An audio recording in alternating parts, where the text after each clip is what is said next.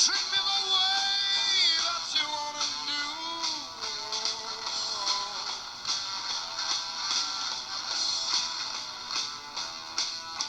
Will you be mad with me, baby? Please, please, please be true.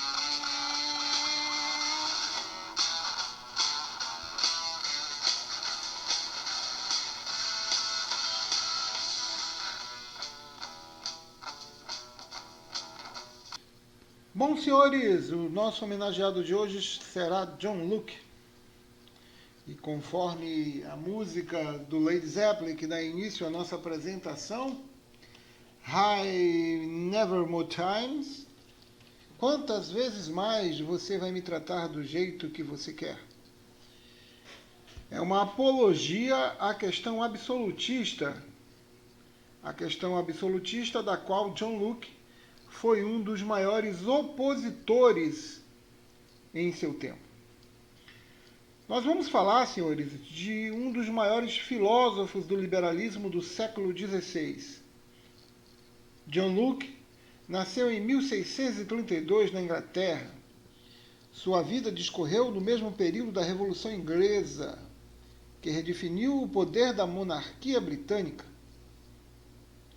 Ele foi um filósofo inglês conhecido como o pai do liberalismo, sendo considerado o representante do empirismo britânico. O empirismo é algo que nós vamos entender e discutir também uma outra dentro desta apresentação. Além do empirismo, ele é um dos principais teóricos do contrato social. Luke estudou medicina, ciências naturais e filosofia em Oxford. Além do mais, Luke ficou conhecido como fundador do empirismo, além de defender a liberdade e a tolerância religiosa. Como filósofo, pregou a teoria da tábua rasa, que é outro tema que iremos discutir nesta apresentação, segundo o qual a mente humana era uma folha em branco que se preenchia apenas com experiências. Essa teoria é uma crítica à doutrina das ideias inatas de Platão, segundo a qual princípios e noções são inerentes ao conhecimento humano e existem independentemente da experiência.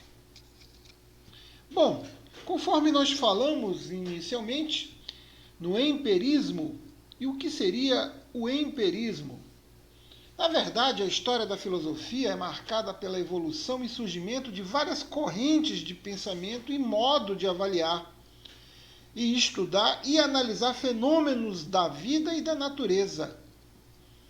Entre elas, nós temos o empirismo, movimento esse que ganha destaque, estando presente em inúmeros estudos, teorias e linhas de pensamento ao longo da história. Entre eles, nós temos Francis Bacon, George Berkeley, David Hume, John Luke e Thomas Hobbes, como um dos principais defensores desta teoria. O empirismo é uma teoria de pensamento filosófico que tem como princípio a noção de que o conhecimento vem principalmente das experiências sensoriais e, assim, toma como base a habilidade para analisar a natureza, de modo a rejeitar toda e qualquer doutrina e dogma sem fundamento científico. É algo que contrariava bastante a Igreja, pois o empirismo tinha uma força e uma doutrina que se baseava na ciência, realizado pelo conhecimento da ciência, sendo que a sabedoria é adquirida pelas percepções sensoriais, sem depender de objetos significados primários. Consiste em uma teoria epistemológica que diz que todo e qualquer conhecimento deve ser fruto de uma experiência, sendo que essa é a responsável por estabelecer valores, origens e limites deste saber. Dentro do nível científico, a filosofia empírica valoriza as provas e evidências, principalmente porque elas são obtidas por meio de realização de experimentos. Tudo que era proposto necessitava, conforme a visão do empirismo, que fosse passado por experiências, que fosse provado e comprovado, fato que ia de encontro com o que era estabelecido na época através do absolutismo pela fé. Mas a filosofia empírica valorizava as provas e evidências, e principalmente elas são obtidas por meio de realização de experimentos. Parte fundamental do método científico. As práticas são a base para contrapor simples observação da natureza, descartando intuições ou revelações de qualquer tipo dessa maneira. O empirismo é responsável por dar valor ao conhecimento científico e às experimentações, de modo que sua aplicação permitiu que o homem passasse a buscar resposta por meio de resultados práticos. Foi a partir do empirismo que surgiu a metodologia científica. Entre elas, nós destacamos o contrato social. Este contrato social, segundo John Locke. O que seria o contrato social? Conforme Locke, é uma metáfora usada pelos filósofos contratualistas para explicar a relação entre os seres humanos e o Estado. Esta figura de linguagem foi utilizada especialmente por Thomas Hobbes, John Locke e Jean-Jacques Rousseau, que eram conhecidos como contratualistas. O que são os contratualistas? Os chamados contratualistas são os filósofos que defendiam que o homem e o Estado fizeram uma espécie de acordo, um acordo a fim de garantir a sobrevivência. O ser humano, segundo os contratualistas, vivia no chamado estado natural, ou estado de natureza, onde não conhecia nenhuma organização política. A partir do momento em que o ser humano se sente ameaçado e passa a ter a necessidade de se proteger, para isso vai precisar de alguém maior e imparcial que possa garantir seus direitos naturais. Assim, o ser humano aceita abdicar sua liberdade para se submeter às leis da sociedade e do Estado. Por sua parte, o Estado se compromete em defender o homem, o bem comum e dar condições para que ele se desenvolva. Esta relação entre o indivíduo e o Estado é chamado de contrato social. E segundo Locke, o homem vivia um estado natural onde não havia organização política e nem social. Isso restringia sua liberdade e impossibilitava o desenvolvimento de ciências ou da arte. O problema é que não existia um juiz, um poder acima dos demais que pudesse fiscalizar se todos estão gozando dos direitos naturais. Então, para solucionar este vazio de poder, os homens vão concordar livremente em se constituir numa sociedade política e organizada.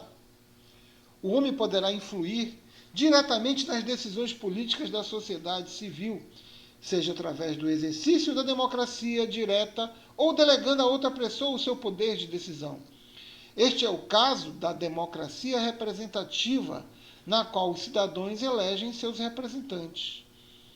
Por sua parte, o Estado tem como fim zelar pelos direitos dos homens, tais quais a vida, a liberdade e a propriedade privada. Ok? Bom, dentro de uma outra tese desenvolvida por Locke, destaca-se a tese da tábua rasa. Locke detalhou a tese da tábua rasa em seu livro Ensaio acerca do Entendimento Humano, de 1690. Para ele, todas as pessoas nascem sem conhecimento algum, como se fosse uma folha em branco. E todo o processo do conhecer, do saber e do agir é aprendido através da experiência. Ensaio acerca do Entendimento Humano é uma obra literária de John Locke e parte da corrente empirista inglesa. Publicada em 1689 como um dos primeiros grandes livros do pensamento empirista, tinha como tema principal a epistemologia e, em suma, a origem das ideias. Além disso, seu pensamento constitui uma das fontes principais para o moderno empirismo, na filosofia que sucede. Por exemplo, o ensaio influenciou muitos filósofos iluministas como Hummel e Berkeley. Esta visão empirista trazida por Locke foi duramente criticada pelo movimento racionalista. Em 1704, Godefroy e Leibniz se opôs à visão lockeana a respeito do entendimento humano, escrevendo obras opostas, onde ele comentava e tentava refutar o capítulo por capítulo da obra de Locke. Ao mesmo tempo, houve também uma boa recepção do ensaio, que acabou por servir como referência para o trabalho dos futuros empiristas como David Hume. O ensaio em questão funcionou como uma teoria epistemológica que concede o entendimento como a faculdade das nobres almas. Há também uma noção de progresso da mente em direção ao conhecimento da razão.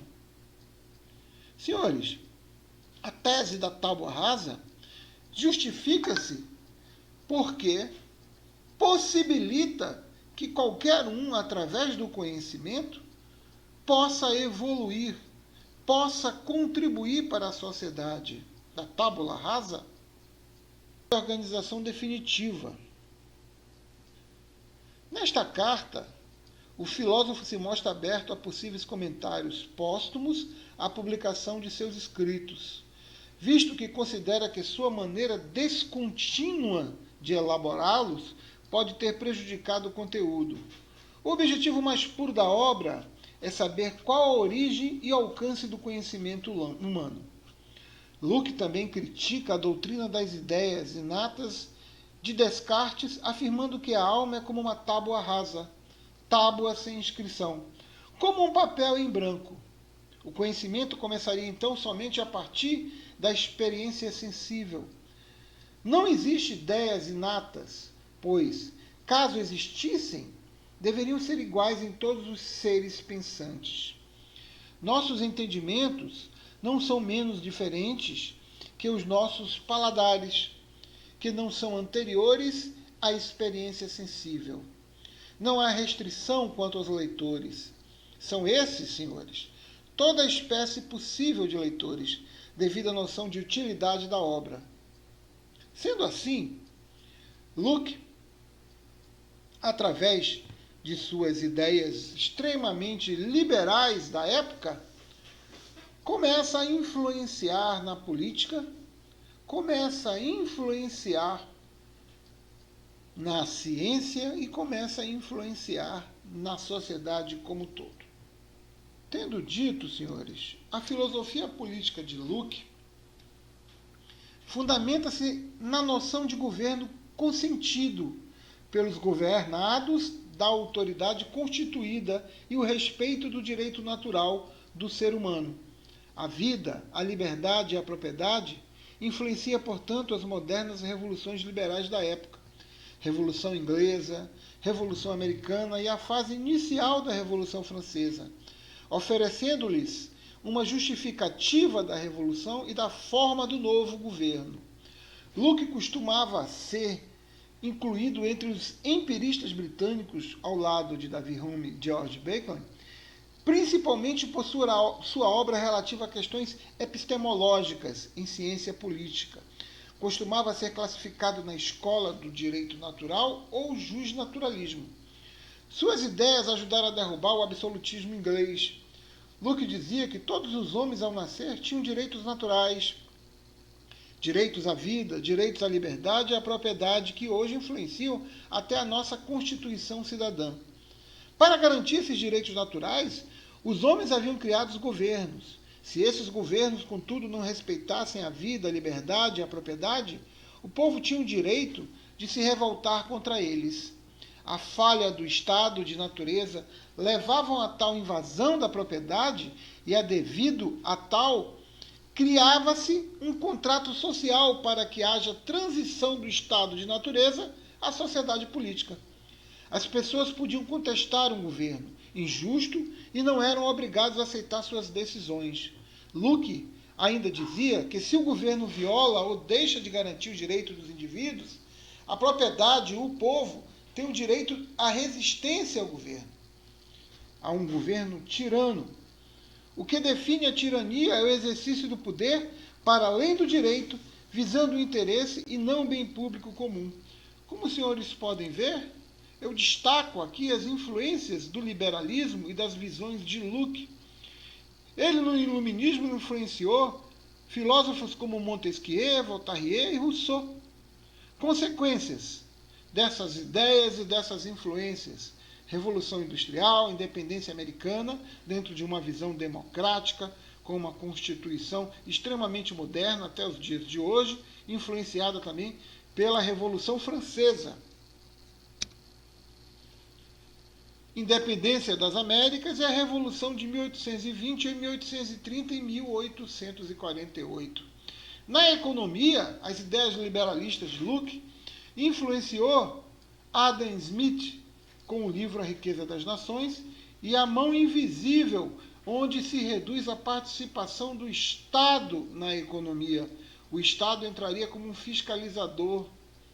Todas essas ideias extremamente liberais e modernas para a época, até hoje, são discutidas e influenciam tanto o direito e a economia. Vejamos, em uma das suas obras mais conhecida, A Carta sobre a Tolerância, que é de 1689 a 1692, Locke destaca 3 principais argumentos. O primeiro, os juízes da terra, o Estado em particular e os seres humanos em geral, não podem avaliar de forma confiável as afirmações de verdade de pontos de vista religiosos divergentes. Segundo, mesmo que pudessem aplicar uma única e verdadeira religião, não teria o efeito desejado, porque a crença não pode ser compelida pela violência. E terceiro, a coerção da uniformidade religiosa levaria a mais distúrbios sociais do que permitir a diversidade. Era um defensor da liberdade religiosa, era um defensor da democracia. Como filósofo político, Locke pode ser considerado um precursor da democracia liberal, dada a importância que atribuiu à liberdade e à tolerância. Que estava em jogo era, obviamente, a tolerância religiosa. Quanto aos abusos do absolutismo influenciado pela Igreja da época, de todo modo, suas ideias fundamentaram as concepções de democracia moderna de direitos humanos, tal como hoje é expressa nas cartas de direito.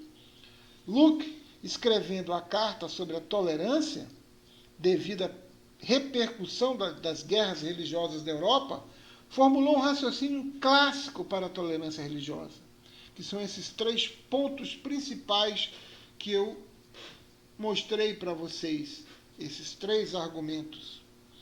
No que diz a respeito à sua posição sobre a tolerância religiosa, Locke foi influenciado por teólogos batistas como John Smith e Thomas Hales, que haviam publicado obras exigindo a liberdade de consciência do início do século XVII. Muito bem. Dentro disso, vamos destacar algumas obras muito conhecidas, aliás, as principais obras de John Locke. Carta sobre a Tolerância, 2 tratados sobre o governo, de 1689, e Ensaio acerca do entendimento humano, de 1690, e além de Pensamento sobre a Educação, de 1693. Uma das posições de Locke para a época, ele também se pronunciou com relação à escravidão. Locke era considerado pelos seus críticos como sendo o último grande filósofo que procurava justificar a escravidão absoluta e perpétua, pois Locke sustentava que a escravidão pelo contrato de servidão em proveito ao vencedor na guerra, no chamado estado de guerra, no qual alguém que poderia ser morto assume o ônus de servir em troca de viver. Segundo Locke, segundo o seu tratado sobre o governo civil, Locke dizia: o homem não pode separar-se dela, da liberdade, exceto por aquilo que eu faça perder. Assim ele justificava que a escravidão, quando se poupava a vida em guerras, independente de cor, seja negros ou brancos, ela era justificável, ela era plausível na visão de Locke, uma visão um pouco distorcida, porém era a sua justificativa para a escravidão. Ele aceitava a escravidão como uma recompensa pelos vencedores dos conflitos e das guerras pouparem as suas vidas. Elas não eram ligadas à cor, e sim a questões de vencedores e perdedores em conflitos e em guerras. John Locke se destaca por frases bastante interessantes. Eu coloquei algumas aqui para que os senhores possam fazer uma associação, que algumas delas são conhecidas até hoje. Por exemplo, o que te preocupa te escraviza. Essa é uma das frases de Locke. Onde não tem lei, não tem liberdade. É preciso metade do tempo para usar a outra. A felicidade é uma condição da mente e não das circunstâncias. Nossas ações são as melhores interpretações de nossos pensamentos. A necessidade de procurar a verdadeira felicidade é o fundamento da nossa liberdade. Como teórico político, John Locke defendeu a monarquia constitucional, que é considerado um precursor da democracia liberal, uma vez que atribuiu grande importância à liberdade e à tolerância. Foi no contexto da Revolução Gloriosa Inglesa, quando Locke esteve exilado na Holanda entre 1682 a 1688, que o filósofo desenvolveu sua teoria do liberalismo político. As suas obras, entre elas a de 1690, que já discutimos aqui, que escreveu segundo o Tratado sobre o Governo Civil, na obra Locke apresentou o princípio da divisão dos três poderes, que hoje nós conhecemos como legislativo, executivo e judiciário. Com relação à tolerância religiosa, ainda durante seu exílio na Holanda, John Locke escreveu cartas sobre a tolerância, na qual defende as ações dos cidadãos, principalmente no campo religioso, que devem ser toleradas pelo Estado, desde que cumpram as funções de defender a vida e a liberdade da propriedade. Estamos falando aí de um Estado laico, no qual o nosso país, no caso o Brasil, adota em sua Constituição. Locke afirma que a reivindicação por tolerância tem como pressuposto a separação entre Estado e Igreja, ideia revolucionária para o cenário político da época. John Locke faleceu em Highliver, Inglaterra, no dia 28 de outubro de 1704. Seu corpo foi sepultado no cemitério da igreja de Laver, onde residia desde 1691. Dentro destas visões, resumimos o máximo possível para que os senhores possam ter um entendimento do que foi a participação de John Locke dentro da filosofia do direito. Eu vou disponibilizar no AVA um exercício com relação a John Locke e vou ficar nas próximas aulas, nos nossos horários, à disposição dos senhores para tirar dúvida. Ok? Muito bem, senhores. Sendo assim, esperamos que esse breve resumo sobre John Locke venha ajudá-los para que possa trazer mais conhecimentos com relação a esse grande filósofo da filosofia do direito. Espero que os senhores tenham apreciado. Inscrevam-se no canal, deixem um like se gostarem. Lembrando que nós iremos disponibilizar exercícios no AVA. Um abraço a todos e até a próxima.